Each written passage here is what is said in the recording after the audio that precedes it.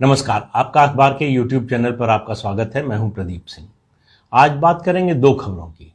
एक आई है चेन्नई से मद्रास हाईकोर्ट के फैसले के रूप में और दूसरी अयोध्या से है। पहले बात करते हैं चेन्नई से जो मद्रास हाईकोर्ट का फैसला आया है उसके बारे में। आप सुनेंगे तो चकित रह जाएंगे, लेकिन बहुत से लोग होंगे जिनको शायद इस खबर से बहुत ज़्यादा आश्चर्य ना हो। खबर यह है कि तमिलनाडु का एक जिला है पेरम्बलूर, श्री पेरम्बदूर नहीं, पेरम्बलूर। वहाँ का एक गांव है कलातुर नाम है। वहाँ की आबादी जो है बहुसंख्यक वहाँ मुस्लिम है और हिंदू बहुत कम संख्या में है। वहाँ हिंदुओं के 3 मंदिर हैं जिनमें बहुत सालों से, दशकों से तीनों मंदिरों का एक त्यौहार होता है, फेस्टिवल होता है 3 दिन का, वो मनाया जाता है और 2011 तक ये मनाया जाता रहा है। उसके बाद क्या हुआ आगे बताएंगे, लेकिन क्या कहा गया ये मुकदमा पहुंचा क्यों हाई कोर्ट तक, डिवीजन बेंच तक। उसकी वजह ये थी कि मुसलमानों ने इस बात पर एतराज़ किया कि हमारी जनसंख्या यहाँ ज़्यादा है, इसलिए हिंदू त्योहारों के मनाए जाने पर प्रतिबंध लगा दिया जाए। क्यों लगा दिया जाए? क्योंकि हमारी नज़र में मूर्ति पूजा और इस तरह का त्यौहार मनाना वो पाप माना जाता है, इसलिए यहाँ सड़क पर या सार्वजनिक रूप से समारोहों पर रोक लगाई जानी चाहिए। मामला निचली अदालत से ऊपर होते होते हाई कोर्ट की सिंगल बेंच में पहुंचा, फिर डिवीजन बेंच में पहुंचा। तो ये जो मद्रास हाई कोर्ट का फैसला आया है डिवीजन बेंच का, वो 8 मई को आया है।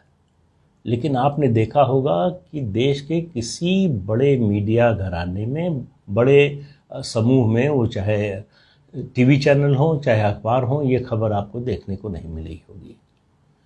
ये खबर जो है जहां हुई थी, जहां इसकी चर्चा थी, उस जिले में या उस राज्य तक, वहीं तक सीमित कर दी गई। इसकी कहीं कोई चर्चा नहीं हुई। बड़ा महत्वपूर्ण है ये मद्रास हाई कोर्ट का जजमेंट। क्यों महत्वपूर्ण है आपको बताता हूं। देखिए, इस जिले के इस गांव में इन 3 मंदिरों का जो त्यौहार है, ये दशकों से मनाया जाता रहा है बिना किसी रोक टोक के। 2011 तक ये सिलसिला चलता रहा, लेकिन 2012 में इलाके के मुसलमानों ने इस पर एतराज़ किया। इसके खिलाफ जो है हिंदू पक्ष जो है कोर्ट में चला गया। तो रेवेन्यू अधिकारी, जो संभागीय राजस्व अधिकारी होता है, उसके यहाँ मामला गया, चलता रहा। इस बीच पुलिस ने कुछ प्रतिबंधों के साथ इस यात्रा को मंजूरी दे दी।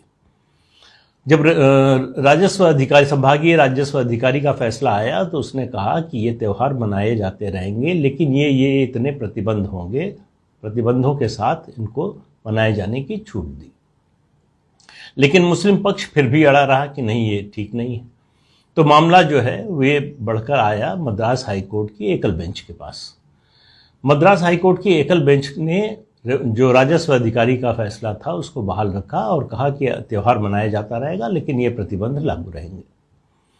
फिर बात गई, इसको चैलेंज किया गया डिवीजन बेंच के सामने। डिवीजन बेंच ने कहा कि ये तो बड़ा खतरनाक संकेत है, इस तरह की इंटॉलरेंस।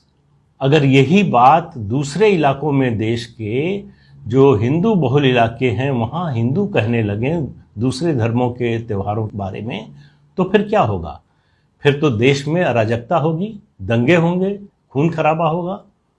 तो किसी भी सेक्युलर कंट्री में, देश में इसकी इजाजत कैसे दी जा सकती है?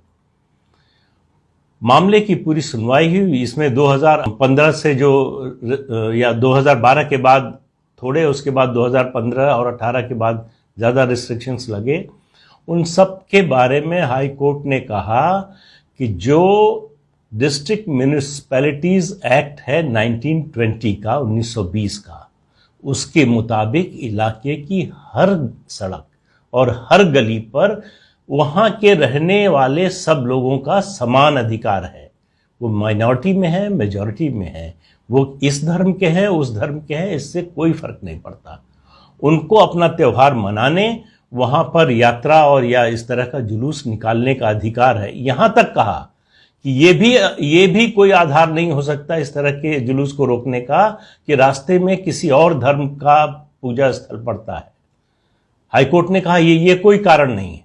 तो हाईकोर्ट ने कहा कि एक तरह से आश्चर्य जाहिर किया कि इस तरह का कैसे प्रतिबंध लगाया जा सकता है, इस तरह की मांग कैसे हो सकती है जिस देश को, जो देश सेकुलर है, उस देश में कोई एक धर्म का व्यक्ति सिर्फ इसलिए कि उस पर्टिकुलर इलाके में उसकी आबादी ज़्यादा हो गई है, इसलिए दूसरे धर्म के लोगों को तीज त्योहार या उनका जो धार्मिक उत्सव है उसको मनाने से कैसे रोका जा सकता है।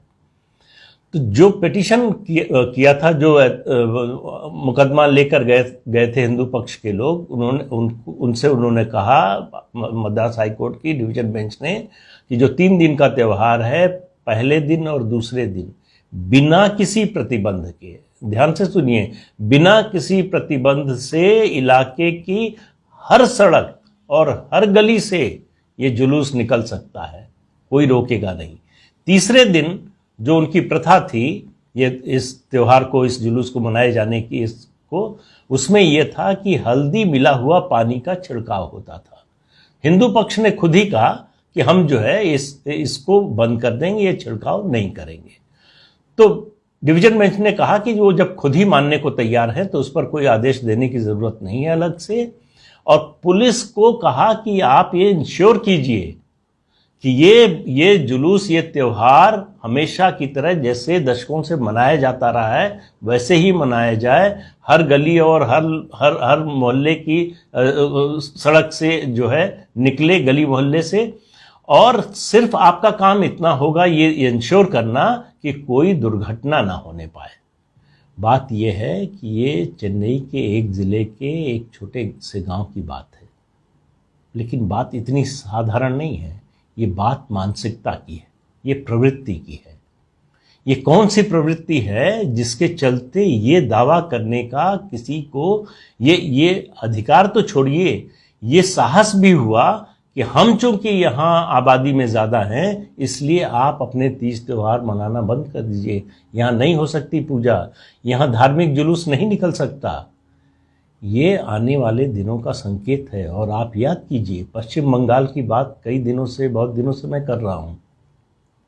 आप देखिए जो शुरुआत हुई वहाँ तनाव की, वो इसी बात से शुरू हुई कि जिस बात को मद्रास हाई कोर्ट मना कर रहा है कि ऐसा नहीं होना चाहिए, वही पश्चिम बंगाल की सरकार कर रही थी, प्रतिबंध लगा रही थी। सरस्वती पूजा नहीं हो सकती, हनुमान जयंती नहीं मना सकते, अब दुर्गा मूर्ति का विसर्जन जो है उसको रोक दिया जाएगा इसलिए कि जो है उस दिन मुसलमानों का कोई त्यौहार है। मुसलमानों का त्यौहार हो, हिंदुओं का हो, सिखों का हो, ईसाइयों का हो, सबको अपना त्यौहार मनाने की उतनी ही आज़ादी होनी चाहिए। ये कैसे हो सकता है कि एक धर्म के लोगों की आपत्ति पर दूसरे धर्म के लोगों का तीज त्योहार या धार्मिक उत्सव रोक दिया जाए?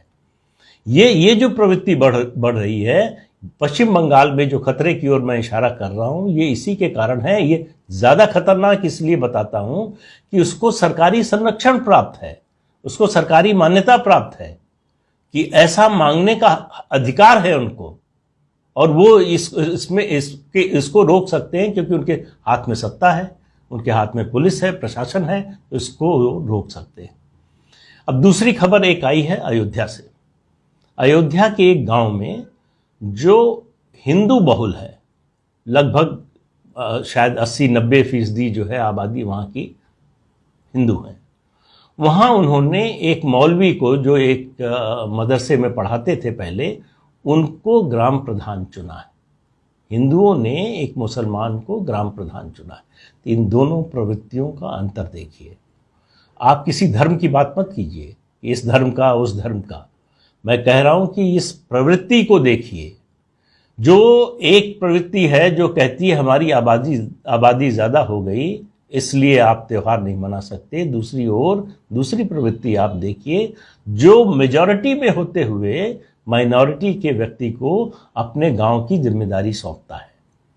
और दुनिया का इतिहास गवाह है कि इसी तरह से ये जो विस्तारवादी धर्म होते हैं वो इसी तरह से काम करते हैं, इसी अवधारणा पर चलते हैं, इसी को लेकर उनका विस्तार होता है। आप देखिए कई देश, आप दूर क्यों जाते हैं, ईरान देख लीजिए। ईरान कभी पारसियों का देश हुआ करता था, पारसी सारे भगा दिए गए। तो बात यह है कि इस प्रवृत्ति को रोकने की जरूरत है, इसके लिए लड़ाई दंगा करने की जरूरत नहीं है, लेकिन इस प्रवृत्ति का विरोध होना चाहिए। तो विरोध की बात कौन कहे, यहां तो उसकी चर्चा तक नहीं हो रही है। चिंता की बात यह है कि मेन स्ट्रीम मीडिया के लिए, राष्ट्रीय स्तर पर मीडिया के लिए यह कोई खबर ही नहीं है। अब आप कल्पना कीजिए कि यही उल्टा होता, कोई ऐसा गांव होता जहां हिंदू बहुसंख्यक होते और मुसलमान अल्पसंख्यक होते, उस गांव में कम आबादी होती और उनके तीज त्योहार पर रोक लगाने की मांग करते, तब क्या होता? तो पूरे देश में सुर्खियां बनती। मेरा सारा विरोध इस तरह की प्रवृत्ति से है, इस तरह की सोच से है। अगर एक पक्ष की सांप्रदायिकता गलत है तो दूसरे पक्ष की भी गलत है। ये जब तक आप करते रहेंगे भेदभाव कि हिंदू के खिलाफ कुछ हो रहा हो तो चुप हो जाओ, मुसलमान के खिलाफ हो रहा हो तो चिल्लाओ, मुसलमान के खिलाफ हो रहा आवाज उठाइए, कोई हर्ज नहीं। इसी देश के नागरिक, इस देश का कोई भी नागरिक हो, उसके साथ अगर अत्याचार हो रहा, अन्याय हो रहा है तो बोलना चाहिए, जरूर आवाज उठानी चाहिए, लेकिन बराबरी